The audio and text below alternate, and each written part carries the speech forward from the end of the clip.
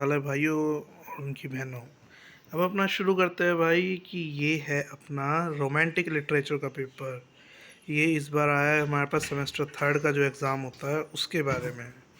इसका serial number वगैरह check कर लेना और यूनिक पेपर कोड वगैरह मैच कर लेना कि तुम्हारा भी यही है। तो आगे शुरू करते हैं फिर। ये हमारे ड्यूरेशन इसका रहता है 3 घंटे का और हमारा मैक्सिमम मार्क्स होते हैं 90 का। ये अब इसकी इंस्ट्रक्शंस वही सिंपल सी है, जैसे अपना रोल नंबर ऊपर लिखना है। और ये क्वेश्चन पेपर में 2 पार्ट्स है। पहला कंपलसरी है, दूसरे में आपके पास ऑप्शंस है कि उसमें से 3 करने होते हैं। पहले पार्ट का क्या है, आपको आइडेंटिफाई और कंटेक्चुअलाइज करने हैं और क्रिटिकली कमेंट करना है इन स्टेंजास पे या इन लाइंस पे। ठीक है, तो अपना ध्यान से करेंगे। पहले पढ़ते हैं ये क्या है। And because I am happy and dance and sing they think they have done no injury me, they have done me no injury, and are gone to praise God and his priest and the king, who make up a heaven for our miser। ये हमें पता है कौन से उसकी line है। ये हमारा काफ़ी अच्छा सा वो था हमारा, ये हमारी टेक्स्ट बुक्स में ही था, जो इसमें बताता है कि जैसे हम कहते हैं कि जैसे लोग सोचते हैं कि मैं उन्हें खुश दिखता हूँ और नाचता और गाता दिखता हूँ, तो वो सोचते हैं कि उन्होंने मुझे कोई दुख वगैरह नहीं दिया, कोई इंजरी नहीं दी। उस वे में जो है ये हमारा सौरव बताता है। और अपने गॉड के पास वो लोग जाते हैं और प्रीस्ट वगैरह के पास, और वो अपने आप को प्रेज़ करते हैं। ठीक है, who make up a heaven for our miser, की मतलब हमारे जैसों के लिए कौन बनाता है ये हेवन। ये अपना ध्यान रखना है। ये जौन सा भी ये अपना चैप्टर था, इसके बारे में अच्छी तरह से पढ़ेंगे। अपना ये जो है ये मे बी नावल वगैरह का नहीं था शायद, पर इसको फिर भी ध्यान से पढ़ेंगे क्योंकि अभी एक्चुअली मेरे को ये पूरे अच्छे तरीके से याद नहीं है ये कौन से उसका था, क्योंकि ये अभी हमारे 1-2 साल पहले का था क्वेश्चन पेपर। पर ये क्वेश्चंस रिपीट ज़रूर होंगे, ये बात ज़रूर याद रखना। क्योंकि किसी के पास एक्चुअली इतना वो होता नहीं है कि वो बार बार आपके सारे क्वेश्चंस बदलता बैठेगा। आपके पास होने लायक क्वेश्चंस तो जो होते हैं ना, वो आपके सेम ही रहते हैं पिछले क्वेश्चन पेपर में से। ठीक है, हमारा जो है अब ध्यान देना है। पहला अगर हमने इसको पढ़ा होगा तो हमें पता होगा कि कौन सी पोएम या हमारी नॉवल वगैरह में से कौन से में ये सौरव बताता है। कि सौरव होता है अपना दुख, कि दुख कौन बताता है अपना, कि जैसे मैं ये कह रहा है कि मैं अगर लोगों को हंसता खेलता वगैरह दिखता हूँ, तो वो सोचते हैं कि उन्होंने मुझे कोई हार्म नहीं करा, कोई इंजरी नहीं दी, और अपने गॉड के पास जाते हैं प्रेज करने, अपने गॉड को, प्रीस्ट को और अपने किंग को। तो ये बात जो है ये हमारे सौरव बताती है, कि ये दुख बताती है कि बंदे को अपना दुख है कि ये क्या लोग जो है उसके पास आके उसे वो करते हैं, फिर भी वो खुश रहता है। और लोग सोचते हैं कि उन्होंने उसे कोई दिक्कत नहीं दी है। जैसे वो होता है ना कि जैसे हमारा वो चलता है कि लोग पहले तो वो कर देते हैं, धमका वगैरह के बिठा देते हैं, फिर उसके बाद बड़े प्यार से आके बैठते हैं। तो वो चीज़ की बात हो रही है यहाँ पे। ठीक है, ध्यान रखना ये चीज़ अपना, जैसे आपको उसमें दिया गया है, आपकी वो टेक्स्ट बुक में दिया गया है कि कैसे ये हमारा चैप्टर वगैरह है, तो इसी हिसाब से लिखना और इसको ऑथर वगैरह का भी नाम डाल देना। तो इससे आपको ज़्यादा अच्छे तरीके से नंबर मिलते हैं। और अपना वही ध्यान रखना है, ये 10 नंबर का है तो अपना 1 से 1.5 पेज का लिखना है इसमें। ठीक है, though I should gaze forever on that green light that lingers in the west, I may not hope from outwards formed to win the passion and the life whose fountains are within। ये हमारा हमें याद है कि ये हमारा waste वाली जो कहानी थी उसके बारे में है। ये कह रहा है कि though I should gaze forever, कि मैं शायद घूरता रहूँ वो हमेशा के लिए, on that green light that lingers in the west, कि वेस्ट की साइड जो आपकी होप की जो लाइट होती है, इस चैप्टर में ये होप को जो है आपकी ग्रीन लाइट के तौर पे वो करता है, प्रेजेंट करता है आपका ऑथर। तो ध्यान रखना ये ग्रीन लाइट जो है होप को रिप्रेजेंट करती है। I may not hope from outwards form to win, कि वो कह रहा है कि शायद मैं उम्मीद ना रखूँ आउटवर्ड्स की, अपने फॉर्म टू विन की, मतलब जीतने की अपनी उम्मीद ना रखूँ इनसे।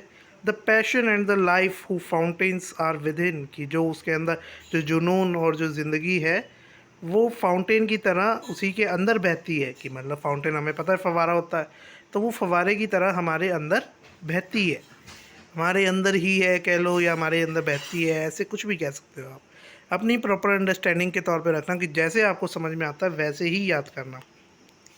जैसे मेरी बारे में क्या सीन था कि मुझे जो है इसको अपने हिसाब से समझने की आदत थी कि मतलब जो भी है अपने हिसाब से अगर आइडिया लगा के हम समझ सकते हैं तो हम अपने हिसाब से समझने की कोशिश करते हैं। तो ध्यान रखना है अपने हिसाब, आपको जैसे समझ में आ जाए वैसे ही समझना इन लाइनों को, और जितने बेस्ट तरीके से समझ आए वो अच्छी बात रहेगी। ठीक है, अब हमारा अगला पढ़ते हैं, आइडेंटिफाई और कॉन्टेक्चुअलाइज करना है हमें क्रिटिकली कमेंट, वही सेकंड हमारा अब आ गया क्वेश्चन। जैसे ध्यान रखना ये और के क्वेश्चन भी है और ही है, ये दोनों में से एक ही करना है, तो इसीलिए मैंने तो आपको दोनों को बता दिए कि दोनों समझा दिए अच्छी तरीके से कि कैसे कौन सा किसका था। अब हमारा सेकंड की बात करते हैं, scatter as from unextinguished hearth, ashes and sparks my word among mankind, be through my lips to unawakened earth, the trumpet of prophecy, O wind, if winter comes can spring be far behind। ये हमें पता है कि ये trumpet वाली बात किस में थी, ये ट्रम्पेट वाली बात उस कहानी में थी जिसमें वो विंड वगैरह के बारे में बता रहा होता है। ये मे भी हमारी वेस्ट वगैरह के ही आसपास थी ये शायद। ये आपको कह रहा है कि scatter as from as an earth an unextinguished earth, कि मतलब ये आपको कह रहा है कि जो आपका दिल जो पूरा मतलब होता है ना बिखर टाइप जाता है, तो उसमें जो है अब बिखर जाए ये किससे, आपका अनएक्सटिंग्विश्ड हर्थ से, कि हर्थ जो है हमारा मतलब हर्थ की ध्यान रखनी है कि जो ये पुरानी इंग्लिश होती थी इसमें जो स्पेलिंग होती थी ये अलग होती थी, पर हमें वर्ड पढ़ना आ रहा है तो हम इसको ठीक से पढ़ेंगे। इसका मतलब है हर्ट की बात हो रही है। ठीक है, ये अनएक्सटिंग्विश्ड हर्ट है कि मतलब आपका इसको एक्सटिंग्विश नहीं किया गया है कि ये कैसा हर्ट है। Ashes and sparks my word among man kind, की मतलब वो कह रहा है कि ये वो उसकी तरह राख और स्पार्क चिंगारियों की तरह मेरे जो वर्ड है वो पूरी मैन काइंड के बीच में फैलने चाहिए। Be through my lips to unawakened earth, ये वो कह रहा है कि जो हमारी अभी पृथ्वी पूरी तरीके से नहीं जागी है उसके मेरे लिप्स के बीच में से ये वर्ड्स निकले और पूरी अर्थ वो अनअवेकेंड अर्थ को जगाए। The trumpet of prophecy O wind, कि वो कह रहा है ट्रम्पेट हमें पता है क्या होता है, वो जो वो बजता है ना अटेंडेंस, वो किसके टाइम था जैसे स्कूल वगैरह में बजता था वो उसके लिए बुलाते थे, प्रेयर वगैरह के लिए बुलाते थे। वो चीज़ है अपनी कि वो जो ढम ढम वाला होता है ना, वो कैसे कहेंगे, जैसे गैदरिंग वगैरह जब करते हैं तो तुमने देखा होगा पुराने ज़माने में जैसे वो लोग थे वो झिंगा लाला हू वाले वो आदिवासीज़ वगैरह, वो क्या करते थे, वो अपना वो ढोल वगैरह अपने पास वो रखते थे एक डंडा जिस पे मारते थे, वो वाला सीन वो होता है ट्रम्पेट आपका। ट्रम्पेट ऑफ प्रोफेसी, प्रोफेसी होती है हमारी जैसे कि वो होता है ना भविष्यवाणी टाइप, कि मतलब जो वो है कि कैसे कहेंगे, जैसे हमारा कि मतलब चुना गया है बंदा या बिल्कुल उस बंदे के बारे में भविष्यवाणी करी गई है, कि ये कह रहा है जो आपका ड्रम है प्रोफेसी का, कि जो आपकी भविष्यवाणी का जो ढोल टाइप है, ओ विंड, कि वो हवा को कह रहा है, if winter comes can spring be far behind, कि मतलब अगर ठंड आ जाती है तो क्या स्प्रिंग आपकी पीछे रह जाएगी, कि मतलब स्प्रिंग आपका बाहर के तौर पे हैप्पीनेस के तौर पे दिखा रहा है और विंटर जो है आपका दुख वगैरह को दर्शा रहा है। ध्यान रखना है इसके बारे में, हमें इन वर्ड्स के पीछे के मतलब को समझना है इसमें, और इन्हीं लाइंस को हम अच्छे तरीके से एक्सप्लेन करेंगे तो हमारा जो है हमें ज़्यादा कुछ लिखने की ज़रूरत भी नहीं पड़ेगी इसमें। पहला इंट्रो लिखेंगे कि ये लाइंस कैसे कैसे कहाँ से थी, फिर मेन बॉडी में इन सबको एक्सप्लेन, फिर कंक्लूजन लिख देना। ठीक है, ऐसे जो है हम इनको पूरी अच्छे तरीके से एक्सप्लेन करके इसमें देंगे, अपने पेपर में अच्छी तरह लिख के आएंगे, इससे हमें काफ़ी अच्छे नंबर मिल जाएंगे। तो हमारा और पार्ट देखते हैं, सीज़न ऑफ मिस्ट एंड मेलो, ये हमारा ये क्वालिटीज़ किसने गंदी सी भेजी है हमारे पास, मेलो फट, ये जो भी है हमारा वर्ड ये कंफर्म करना आप, सीज़न ऑफ मिस्ट एंड मेलो, close close bosom friend of the maturing sun, conspiring with him how to load and bless, with fruit the wings the vines that round the thatch thatch eaves run, कि मतलब ये आपका समझने की कोशिश करनी है कि जैसा हमें ये ऊपर वाला वर्ड थोड़ा बहुत समझ में नहीं आ पाया क्योंकि ये पता नहीं कैसे अजीब सा लिख रखा है, फुलफिलनेस होगा मे बी ये शायद, क्योंकि इतना ही अंदाज़ा लग पा रहा है इसमें से। ठीक है, तो ध्यान रखना है सीज़न ऑफ मिस्ट की, मतलब जो मिस्ट आपको पता है धुंध वगैरह को कहते हैं, कि धुंध का जो सीज़न है हमारा।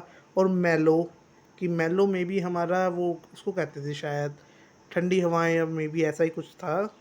जो close bosom friend at the maturing sun, की मतलब क्लोज बॉसम फ्रेंड की मतलब बॉसम फ्रेंड जो है कि मतलब पास का जो आपका बॉसम फ्रेंड है आपका मैच्योरिंग सन का, कि मतलब जो अपराइजिंग सन होता है ना हमारा, कि जैसे सवेरे जो उठता है तो उसे कहते हैं न्यू सन वगैरह के तौर पे, मतलब कि अभी अभी आया है। मैच्योरिंग कब होता है? वो जब बड़ा होता जाता है, मतलब जैसे 9-10 बजते हैं, 11 बजते हैं, तो वो क्या होता है, वो हमारे सर के ऊपर आ जाता है, तो उसकी किरणें भी जो है ज़्यादा वो हो जाती है, तेज़ हो जाती है। तो इसके तौर पे कहा जाता है मैच्योरिंग सन इसे, कि जो आपका अभी राइजिंग सन होता है उसे मैच्योरिंग सन कहा जाता है। अब conspiring with him how to load and bless, कि वो कह रहा है कंस्पायर करेंगे हम उसके साथ। कंस्पायर हमें पता है क्या होता है?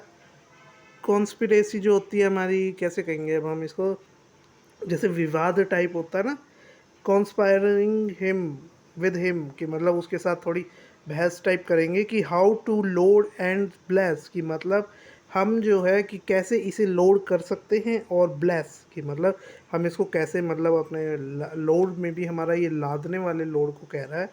और ब्लेस कि वो आपको वो जो ब्लेसिंग होती है ना हमारी, जैसे चर्च वगैरह मिलती है, या आपके इसमें भी देते हैं मंदिर वगैरह में भी झाड़ा वगैरह लगाते हैं, तो वो जो ब्लेसिंग वगैरह होती है वो इस ब्लेस की बात कर रहे हैं।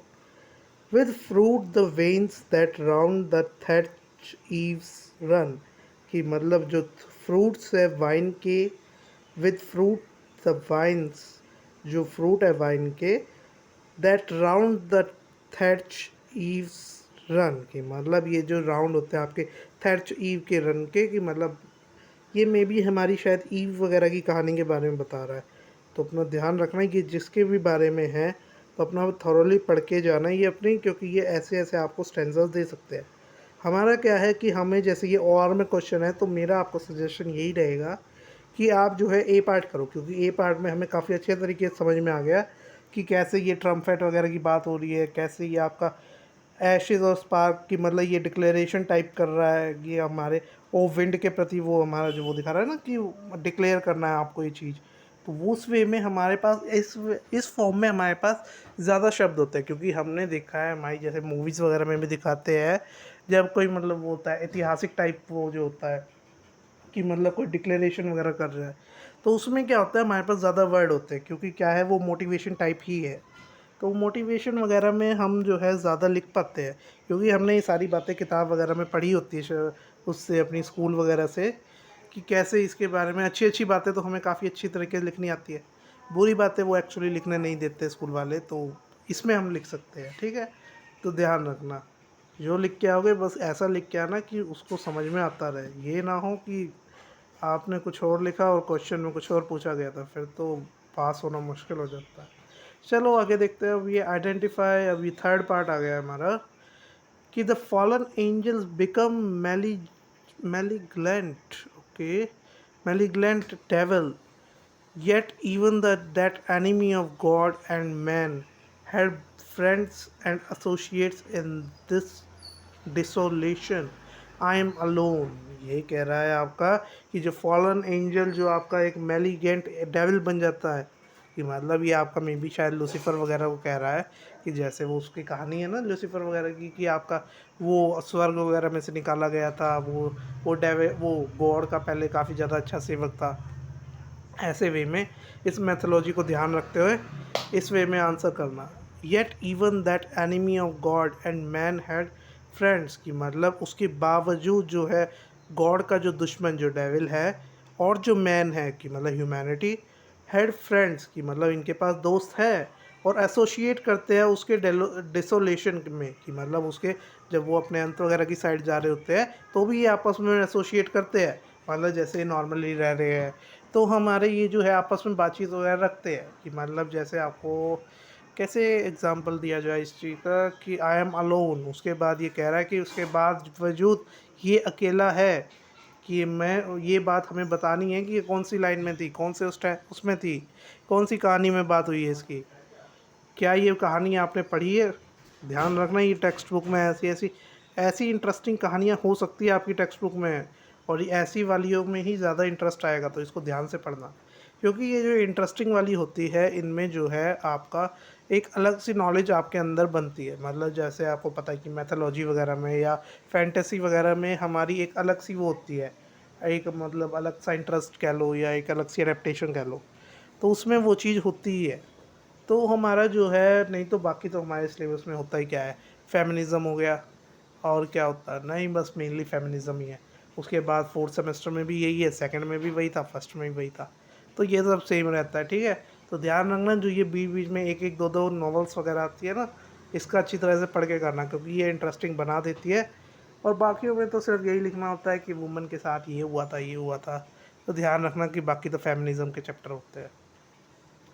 तो बाकी हमारा बात करते हैं अब इसका और क्वेश्चन का, I bore a hell within me, की मतलब मैंने अपने अंदर एक नर्क बसा रखा है, विच नथिंग कुड एक्सटिंग्विश, की मतलब इस जिसे कोई नहीं बुझा सकता है। एक्सटिंग्विश होता है बुझाना, कि जैसे हमने देखा है ना, फायर एक्सटिंग्विशर होता है। तो एक्सटिंग्विश का मतलब क्या है कि उसे बुझाना, कि जो मैंने अपने अंदर नर्क बना रखा है उसे कोई नहीं बुझा सकता है।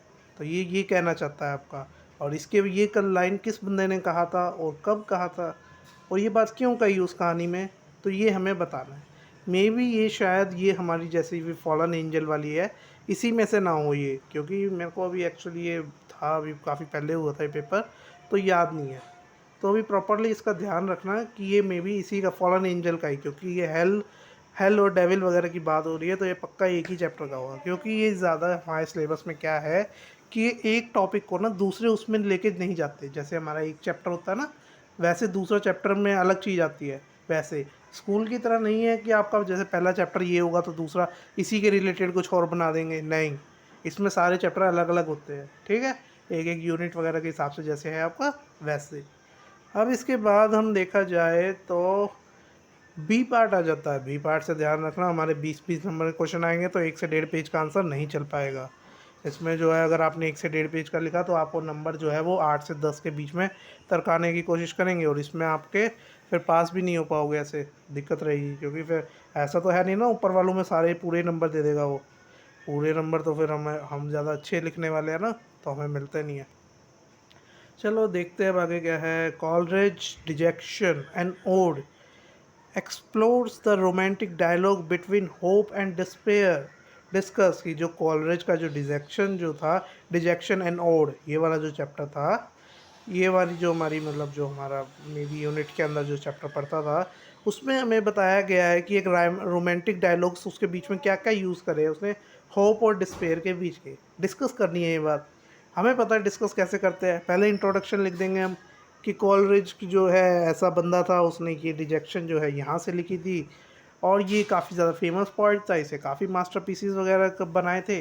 ऐसे ही ये मतलब जो होता है ना कि मतलब कैसे कहेंगे चापलूसी टाइप, उस वे में आप इसको लिखने की कोशिश करना। इंट्रो में ध्यान रखना कि उस जो पॉइंट वगैरह है उसकी तारीफ़ वगैरह अच्छी तरह से लिखनी है, और इसको ऐसा दिखाना है कि मतलब इससे तो कोई अच्छा था ही नहीं, इसको जैसे वो होता है ना वन ऑफ द बेस्ट, ऐसे दिखाना है इस बंदे को।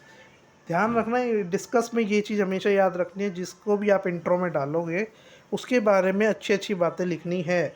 पर जो मेन बॉडी और कंक्लूजन होता है उसमें हम अपनी असलियत दिखा सकते हैं। उसमें हम लिखेंगे ओरिजिनलिटी कैसे थी, कि क्या ये किस बंदे ने क्या करा, क्यों करा, उसमें ध्यान रखना है। पर इंट्रो में ध्यान रखना है इसके बारे में अच्छा ही लिखना है, नहीं तो वो हमेशा दिक्कत लाता है पेपर में नंबर देते हुए। तो ध्यान रखेंगे हमारा। अब देखिए ये जो है हमारा, हमें पता है होप और डिस्पेयर में क्या क्या हो सकता है इंक्लूडेड। रोमांटिक डायलॉग पूछा गया है इसने, तो रोमांटिक डायलॉग, और मुझे एक्चुअली ऐसा तो कोई याद नहीं है। होप और डिस्पेयर अगर ये आपको एग्जांपल देने को कहे, तो एग्जांपल में तो आप इसके जो बीच में कोई भी एक आधा स्टेंजा आता है ना, कोई भी बीच में एक आधी लाइन वगैरह आ गई, जैसे वो ऐसे इटैलिक फॉर्म में जो लिखी आती है, वैसी कोई भी लाइन लिख के आ जाना जो होप और डिस्पेयर को वो करे, मतलब प्रॉपरली समझा दे। ये क्यों होता है, क्योंकि आपका जो है होप और डिस्पेयर का जो मामला है ये आपको पता है, क्योंकि आपका अगर हम इसको क्या करते हैं कि हम सिर्फ एक बात लिखते हैं जो कहानी में से है, बाकी सब तो अपने हिसाब से लिखते हैं। हमें पता है होप क्या होती है, उम्मीद। डिस्पेयर पता है जो हमारा मतलब कि वो होती है डिसअपॉइंटमेंट वगैरह कह लो, या कैसे कहेंगे, डिस्पेयर हमारा जो दुख वगैरह होता है उस वे में। तो हमें पता है कि होप और डिस्पेयर कितने ज़्यादा वो होते हैं, रिलेटेड वर्ड होते हैं, ये दोनों के क्वाइट अपोजिट ही है। हमें पता है कि जो बात हम होप के लिए लिखेंगे उसके उल्टा ही लिखना डिस्पेयर में। तो ये जो है हम इस बेसिक बात को समझ के इसको अच्छी तरह से मेन बॉडी में अपना 1.5 से 2 पेज का लिख देंगे और फिर लास्ट में कंक्लूजन लिखेंगे 2 से 4 लाइन का। तो ये हमारा बिल्कुल परफेक्ट हो जाएगा। अब चिमनी स्वीपर वाला जो चैप्टर था हमारा, जो वो छोटा बच्चा चिमनी में घुसता है ना, वो कि मतलब छोटा वो लग रहा था, छोटा बालू टाइप सा लग रहा था, ऐसा कुछ कहानी में बताया था कि मतलब जो उसका वो थे माँ बाप ने शायद बेच दिया था, शायद वो कई चिमनी स्वीपर वालों के पास जाके रहने लग गया। फिर वो मतलब जब चिमनी वगैरह में जाता था तो वो था कि मतलब था तो वो छोटा ही बच्चा, फिर वो जब बाहर आता था ना तो उसके ऊपर जो चिमनी में कालक वगैरह होती है वो उसके ऊपर लगी हुई होती थी। तो वो ऐसा दिखता था कि मतलब वो नहीं होता जैसे काला सा, वो कैसे कहेंगे, वो ज़्यादा रेसिस्ट नहीं बनते वैसे, वो है क्या कहेंगे हमारा काला भालू मान लो आसान भाषा में, कि ब्लैक बियर था, ब्लैक बियर जैसा लगने लग जाता था वो यूँ अगर जैसे जब नहा लेता था यूँ तो बहुत सुंदर लगता था वो, क्योंकि वो था ना बाहर का था तो इसलिए वो लगता तो काफ़ी सुंदर था। फिर उसके हिसाब से देखा जाए तो जो ये था चिमनी स्वीपर का जो चैप्टर था वो डिसिवली लोकेट करता है आपका Blake within the late 18th century tradition of art as radical politics. Explain करना है हमें बात कि जो हमारी चिमनी स्वीपर की जो पोएम है वो आपका डिसिसिवली कि डिसिसिवली होता है हमारा कि मतलब डिसीजन वगैरह का जो होता है ना उसे कहते हैं डिसिसिवली। ये लोकेट करता है आपका Blake within the late, कि मतलब ब्लेक कह लो आप, कैसे कहेंगे ब्लेक मतलब गड्ढा वगैरह या आपका कोई कमी वगैरह, कि जो आपके 18th सेंचुरी में थी ट्रेडिशन में आर्ट के एज रेडिकल पॉलिटिक्स की, मतलब पॉलिटिक्स और उसके बीच में जो आपका लेट 18th सेंचुरी में जो ट्रेडिशन ऑफ आर्ट था उसमें जो ब्लेक था उसे आप डिस्कस करोगे। कि पहले तो आप अपनी कहानी के रेफरेंस में चलते रहना ज़्यादातर, और मेन बॉडी में कोशिश करना कि आप क्या करो उसके ट्रेडिशन ऑफ आर्ट वगैरह को बता दो, कि जैसे कैसे उसमें वो थी ना हमारी कहानी, तो उसको कौन सा था वो छोटे बच्चे को कैसे बताया गया था, वो भी क्या है ट्रेडिशन ऑफ आर्ट ही है। आपको जो है पोएम के तौर पे उसकी आर्टिस्टिक बताया गया कि उस बंदे के कि जो वो है कि मतलब जो छोटा बच्चा है जब चिमनी वगैरह में जाके आता है तो वो कैसी शक्ल हो जाती है, या आपका वो कैसे बाकियों के साथ रहता है, कि वो मतलब वो चर्च वगैरह का भी सीन था उसके साथ। तो वो सब जो बातें हैं art tradition of art as radical politics, तो ये वाला रेडिकल पॉलिटिक्स के साथ जो पॉलिटिक्स वाला सीन भी था ना बीच बीच में, वो वाला भी सीन जो है आप उसमें लिख देना। ये जो है काफ़ी ठीक आ जाएंगे आपके। इसके अपना कोशिश करना ये अपना दोनों ठीक ठाक पढ़ के जाओ, क्योंकि ऐसे में लास्ट वाला जो क्वेश्चन होता है उसमें वो आपको वो कहता है, क्या कहता था हमारा कि वो कि 2 एग्जाम्पल लो अपनी किसी भी कहानी से, आपने जो अपनी टेक्स्ट बुक में पढ़े हैं उनमें से किसी 2 कहानियों को एक्सप्लेन करो। तो ये अगर आप ऐसे ऐसे पढ़ के जाते हो ओड वाला डिजेक्शन एंड ओड वाला और चिमनी स्वीपर वाला, तो आपके काफ़ी ठीक बन जाते हैं नंबर। और ये आपका जो लास्ट क्वेश्चन आएगा उसमें ऐसे दिक्कत नहीं आएगी। अब अगला पढ़ते हैं हमारा The Odes of Keats can be read as an investigation of the imagination's ability to cope with time and change. Do you agree? Discuss. पहले ध्यान रखना है हमें कुछ भी लिखने से पहले, पहले जो हमें ये ऊपर की लाइन दी गई ना इतनी बड़ी सी, John the odes of John Keats can be read, ये पूरी की पूरी लाइन यूँ ही टेप देनी है। फिर इसके बाद क्या लिखेंगे हम, इंट्रो लिख देना। इंट्रो में कि क्या ये ऑड ऑफ कीट्स का है, कि ईट्स कीट्स कौन बंदा था, कीट्स हमें पता है कौन सा था, उसके बारे में लिख देना। फिर जैसे मैंने बताया कि बढ़ा चढ़ा के 3 4 लाइन में उसको निकाल देना। फिर क्या करोगे उसके बाद अपना जो मेन बॉडी आएगी, फिर हमें अपना आंसर जो है मेन शुरू करना है।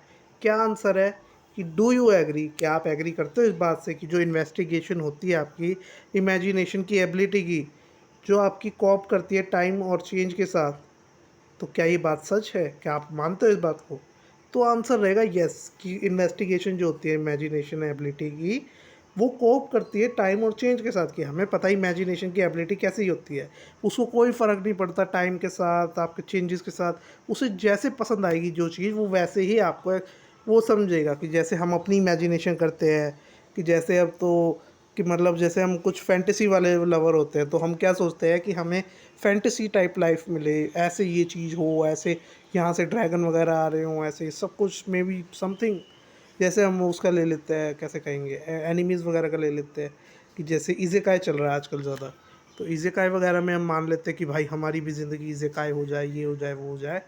तो ऐसे में जो होता है इमेजिनेशन जो होती है आपकी, वो टाइम और चेंज के साथ को पूरे अच्छे तरीके से रखती है, और ये आपका उसको ध्यान रखती है कि आपका इसका कभी कोई फ़र्क पड़े ही ना, कि मतलब आप इमेजिनेशन अगर आप ध्यान से देखो ना, अगर बैठे बैठे इमेजिन करने की कोशिश करोगे, तो आपके पास अगर पर्टिकुलर मतलब आपके पास पता है कि क्या सोचना है, तो आपकी कभी सोच एक्चुअली ख़त्म होगी नहीं, क्योंकि उसके आगे करते करते आपको एक इतना बड़ा सिनेरियो आप बना सकते हो कि आपको कभी दिक्कत आएगी नहीं। तो ये जो होती है, ये बात हमारी इस बात को प्रूव करती है। अब हमें लिखना क्या क्या है वो देखते हैं कि हमारा जो है इन्वेस्टिगेशन हमारी इमेजिनेशन की, ये बात ट्रू है। हमने लिखा yes we agree with this completely, but it has some issues also as the imagination always took time वगैरह, ये सब बातें लिखेंगे।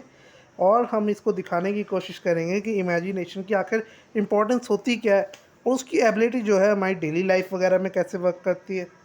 फिर जो है ये टाइम वगैरह के साथ कैसे चेंज होती है, टाइम कैसे के साथ लगती है कि जैसे मान लो अगर आपके पास कोई आइडिया है, जैसे हमारे राइटर वगैरह जो होते हैं उनको ये बात अच्छी तरीके से समझ आएगी कि कैसे होता है कि जो वो मान लो कि पहले आपके पास कोई आइडिया था, उसके बाद आपको नई चीज़ें पता चलने लगी, तो आपके आइडिया में जो है चेंजेस आने शुरू हो जाएंगे। आपकी जो इमेजिनेशन थी और ज़्यादा वास्ट होनी शुरू होगी। वास्ट का मतलब है VAST वाला, वो जो ह्यूज वाला होता है ना, वो वाला, कि मतलब आपकी इमेजिनेशन जो है और ज़्यादा डाइवर्स हो जाएगी और ज़्यादा इंटरेस्टिंग और डिटेल्ड हो जाएगी, जिससे आपको और ज़्यादा मज़ा आने लगेगा। हमारा क्या होता है, कुछ लोग जो होते हैं मेनली अपनी इमेजिनेशन वगैरह में ही नॉर्मल लाइफ वो करते हैं, अपनी स्पेंड करते हैं, कि जैसे अपना वर्क वगैरह कर रहे हैं, उसको जो वर्क को वो अपना वर्क सिर्फ इसलिए करते हैं क्योंकि उनका मे बी हमारा डेली का रहना सहना हो जाए, उनका मतलब डेली मतलब क्या कहेंगे, लाइवलीहुड हो जाए उनका। लाइवलीहुड हमें पता है ना कि रहने सहने का खर्चा वगैरह निकल आए, तो वो सब चीज़ों के लिए करते हो, नहीं तो मेनली वो अपनी उसी में रहते हैं, इमेजिनेशन में रहते हैं। तो ये जो एबिलिटी होती है, इस चीज़ को हम प्रॉपरली एक्सप्लेन कर देंगे इसमें, ठीक है।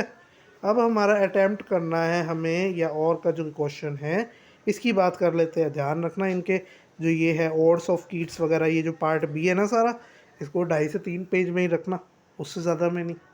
इससे 2.5 से 3 पेज में रखोगे ना, काफ़ी ठीक नंबर मिलेंगे। और जैसे मैंने बताया ना, इंट्रो फिर मेन बॉडी फिर कंक्लूजन, ऐसे लिखोगे तो पूरे मिल जाएंगे। तो आपको 15 के अबव ही मिलेंगे हर एक में। समझ आ गया। बाकी अपनी लैंग्वेज पे भी ध्यान रखना कि कैसे वर्ड्स लिख रहे हो और कहाँ पे क्या चीज़ लिख रहे हो, ठीक है। अटेम्प्ट करते हैं एक शॉर्ट ऐसे हमारा जो है शैलीज की engagement with power, trainee, mutability और इन हिज पोएटिक्स की, मतलब जो शैली जो थी उसकी, जो पोएटिक्स में अपनी जो मतलब का वो कविताओं वगैरह में जो वो अपनी एंगेजमेंट दिखाती है पावर वगैरह के साथ, ट्रेनिंग के साथ, और जो म्यूटेबिलिटी होती है उसके साथ। तो इस पे हमें शॉर्ट ऐसे लिखना है। पहले तो हम क्या करेंगे, वही छोटी सी सिंपल सी बात, कि अपना सिंपल सा पहले वो उठाया शैली, ये कहाँ पे थी, क्या करती थी, ये इसका ऑथर वगैरह क्या काम था, मेन करेक्टर को इसने कैसे दिखा रखा है कहानी में, ये सब बातें अपनी इंट्रो में लिख देंगे। फिर मेन बॉडी में हम इसको एक्सप्लेन करेंगे कि कहाँ से इसने पावर का रेफरेंस ले रखा है, कहाँ से ट्रेनिंग के साथ आ रखी है, और कहाँ से म्यूटेबिलिटी के को इन्वॉल्व कर रखा है। फिर लास्ट में हम देंगे कि इन तीनों का मेन इसके साथ क्या रिलेशन दिखाया गया। तो इसके तौर पे जो है अगर आप इसको ध्यान से समझोगे तो ये काफ़ी ठीक रहेगा, क्योंकि पता है हमें कि हम जो है मेनली कुछ क्वेश्चंस पढ़ के जाते हैं और काफ़ी ठीक आ जाते हैं हमारे, कि मतलब आप ध्यान रखना, चाहे कुछ क्वेश्चन पढ़ो पर ऐसे पढ़ो कि मतलब वो आपको चैप्टर अच्छी तरह पता हो। ये नहीं है हम सारा कुछ पढ़ भी नहीं सकते, हम जैसे हम पढ़ते भी नहीं है, चाहे पढ़ भी सकते हो फिर भी नहीं पढ़ते, वो छोड़ो। हम जो है अपना जितना इसमें है, मतलब कि जैसे क्वेश्चन पेपर है हमें उसके हिसाब से हम अपना तैयार करेंगे, कि जैसे हमारा अगर मान लो इस क्वेश्चन पेपर में से 3-4 भी क्वेश्चन आते हैं तो भी हमारे पास होने लायक नंबर बन जाएंगे। पर हमें एक आइडिया लग जाएगा इससे, जो बाकी के जो हम क्वेश्चन पढ़ के जाएंगे यहाँ से, उससे क्या आइडिया लगेगा हमें, कि हमें चैप्टर पता होगा वो वाला, और उसके चैप्टर का अगर हमें पता है तो हम उससे तो बना ही सकते हैं। फिर हमें जब उसकी समरी पता है कि कैसे क्या चीज़ हुई थी, उस कहानी में क्यों हुआ था, तो हम चाहे वो कुछ भी आ जाए फिर तो हमें आइडिया तो लग ही जाएगा। हम उसमें 10 से 15 नंबर, जो 20 नंबर का होगा उससे 10 से 12 नंबर तो ले ही पाएंगे। तो वो चीज़ है, ध्यान रखना। ज़्यादा लंबा लिखने के चक्कर में खाम खाम लेट मत कर लेना अपना पेपर।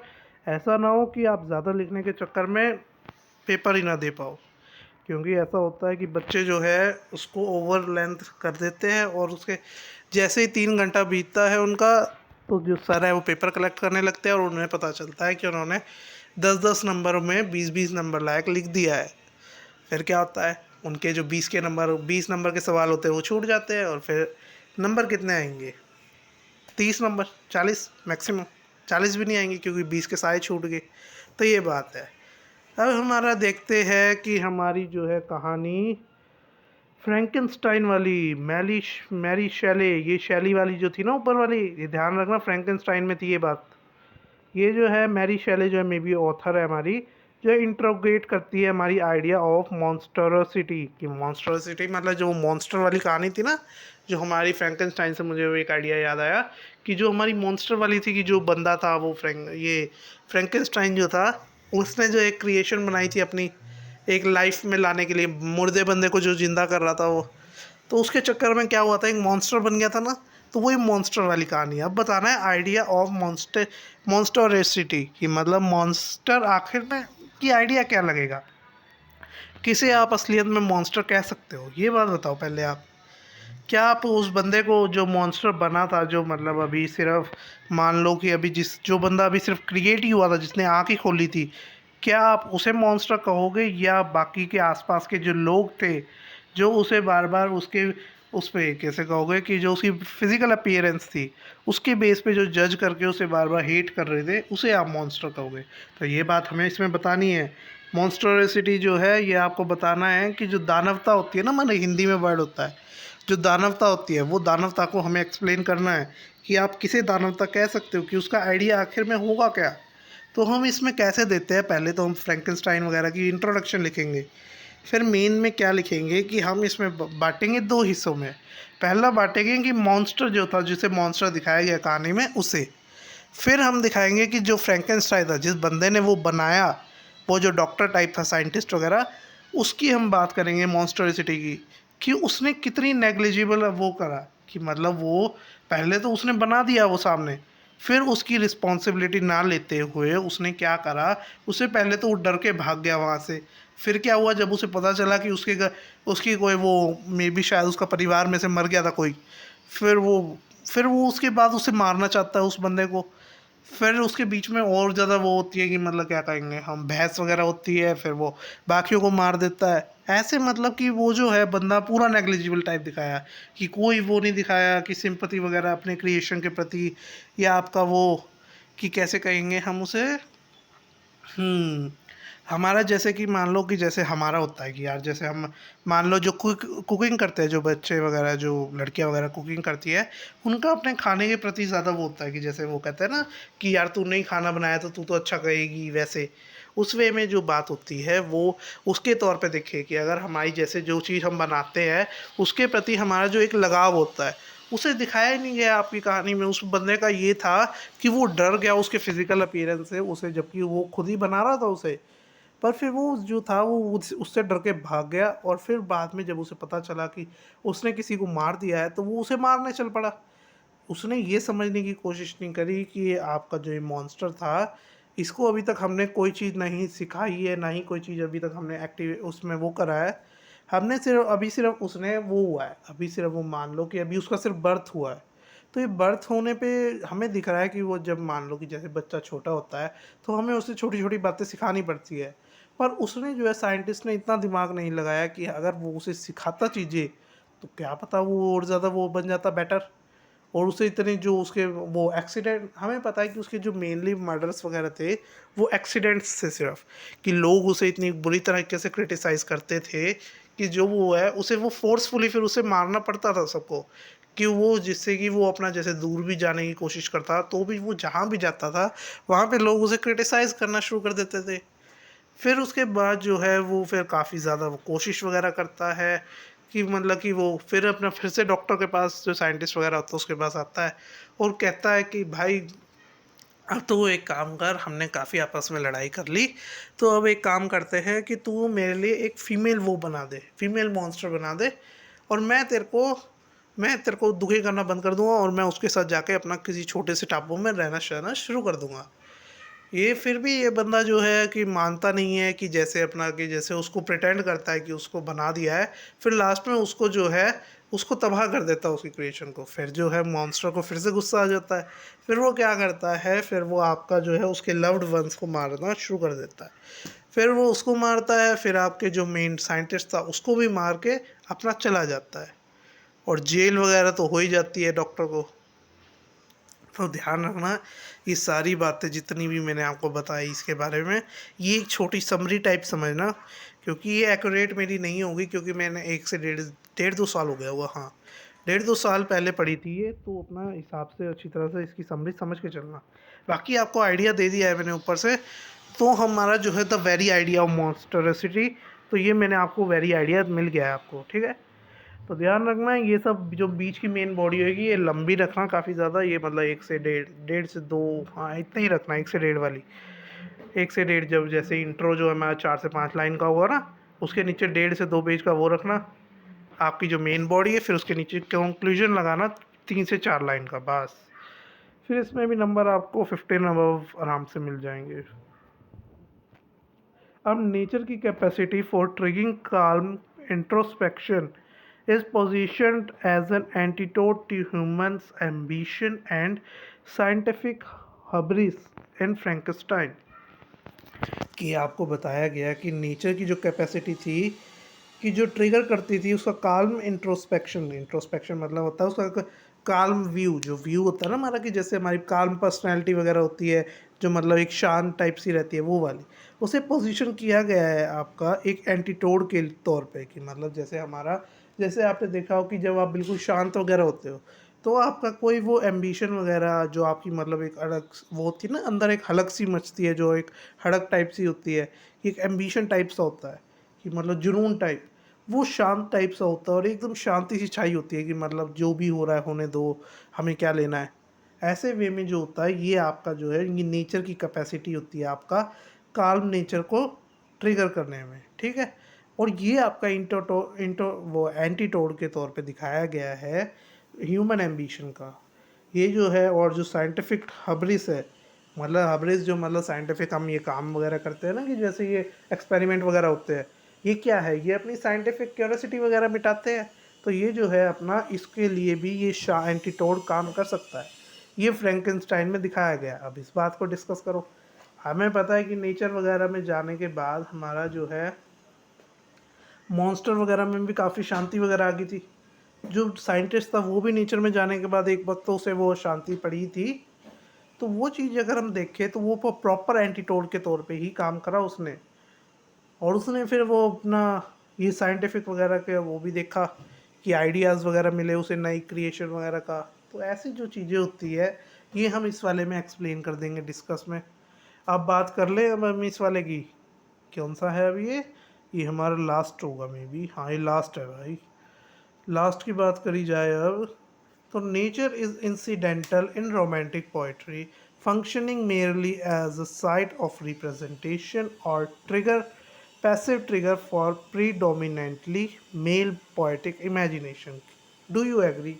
डिस्कस करो इस बात को, कि नेचर जो है आपका एक इंसिडेंटल है, आपका एक रोमांटिक पोइट्री में। हमें पता है कोई भी रोमांटिक पोइट्री वगैरह होती है, चाहे हमारी हिंदी में भी है, उस पर हम उसको नेचर को बहुत ज़्यादा वो लेते हैं। नेचर मतलब प्रकृति, प्रकृति को हम बहुत ज़्यादा इंपॉर्टेंस देते हैं। हमारा मतलब ये आती ही आती है, जैसे आपने पढ़ा हो कि जैसे पुरानी फिल्मों वगैरह में भी दिखाते थे कि जैसे हीरो हीरोइन आए तो बारिश हो गई, तो बारिश को वो एकदम ऐसे दिखाते थे कि मतलब वो आपकी नेचर के साथ इतना तरीके से इंटरेक्ट करके कि आपकी रोमांटिक पोइट्री में एक अलग सी जान आ जाती थी, जो फंक्शन कर रही है merely as a site of representation.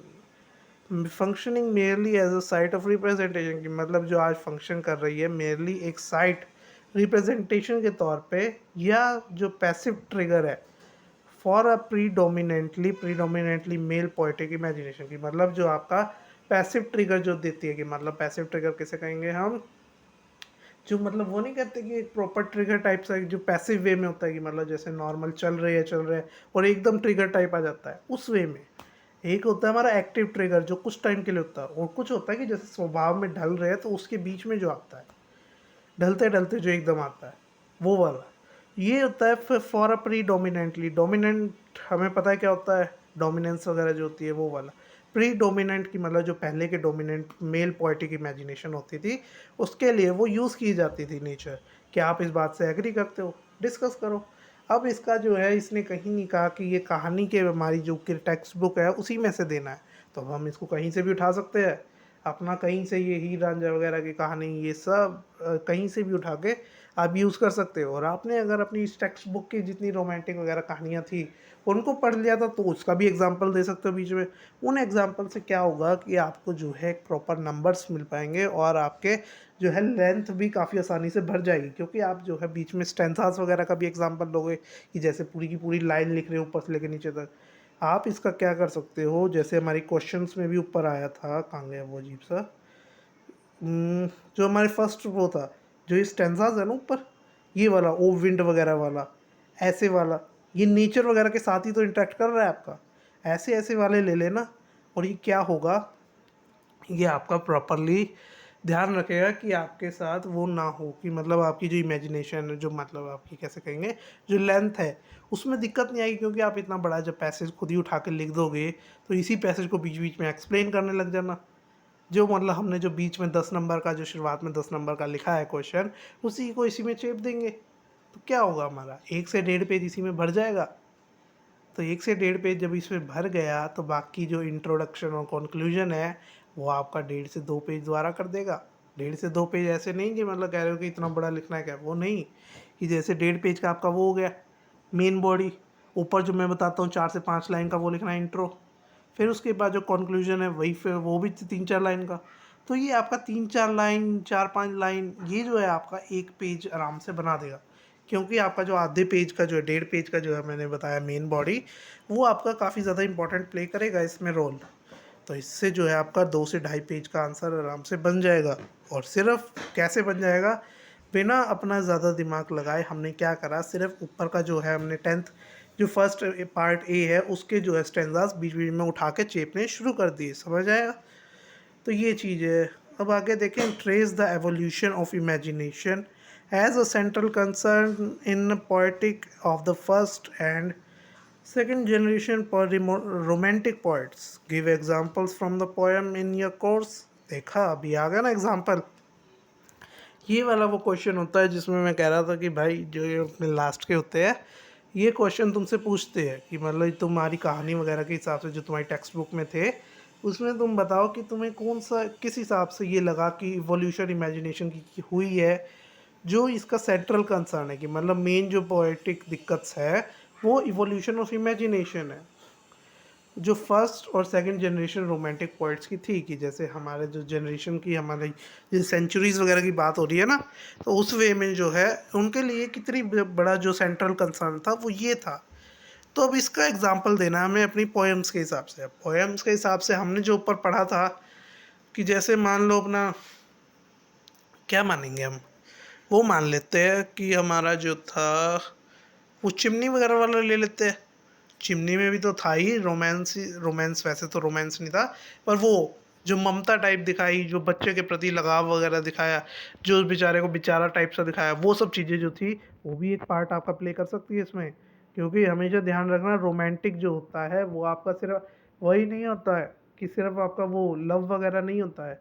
इसका जो है हमारी हिंदी में काफ़ी वो है, श्रृंगार रस वाला जो कहानी होती है ना, वो वाली। ध्यान रखना कि इसमें जो होता है विरह, जो हमारा सेपरेशन और वो वाला होता है ना, सेपरेशन मदरहुड वगैरह, ये सब चीज़ें जो होती है ये सब आपके इसी में आती है, लव वगैरह का ही पार्ट होती है जो आपका रोमांटिक है उसमें है। तो ये सब के एग्जांपल आप लोगे।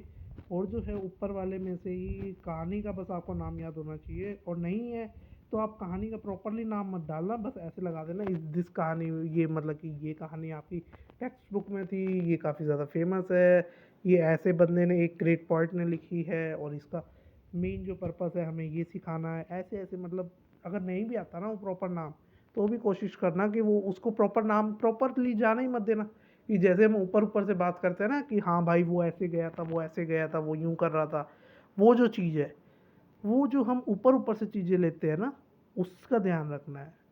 ठीक है, अब हम आगे देखें। मैं आगे तो हो गया भाई, चलो समझ आया। अब बाकी कोई भी चीज़ तुम्हें लगती है दिक्कत वाली तो पूछते रहना। पिछली वीडियोस पे तो काफ़ी अच्छा सीन रहा है कि बच्चे वगैरह पूछ फिर भी नहीं रहा कोई। चलो फिर समझ आ रहा होगा, फिर जैसे पास हो जाओ फिर मिठाई वगैरह शुरू कर देना भिजवानी, बाबा जी कह के। ठीक है, चलो ठीक है भाई।